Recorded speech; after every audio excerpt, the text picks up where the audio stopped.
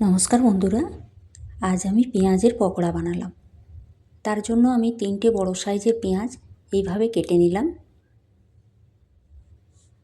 পেঁয়াজগুলো এইভাবে ভালো করে ছাড়িয়ে নিলাম। হাফ চামচ নুন দিয়ে এইভাবে হাতে করে একটু মেখে নিলাম। তাতে পেঁয়াজ থেকে জল বেরোলো। আর 1.5 চামচ লাল লঙ্কার গুঁড়ো দিলাম, হাফ চামচ হলুদ গুঁড়ো দিলাম। তারপরে ভালোভাবে মাখিয়ে নিতে হবে।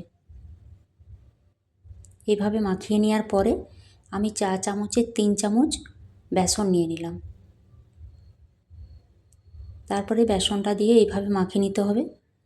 আর হালকা হাতে একটু জল নিয়ে মাখাতে হবে। এইভাবে মাখিয়ে নিলাম। আর 1 চিমটি খাবার সোডা দিয়ে দিলাম। তারপরে তেল গরম হলে এইভাবে দিয়ে দিতে হবে।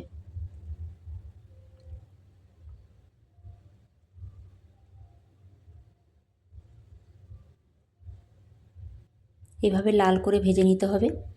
লাল লাল ঝাল ঝাল মুচমুচে পেঁয়াজের পকোড়া। বর্ষার দিনে কিছু খেতে মন চাইলে এভাবে বানিয়ে নিন।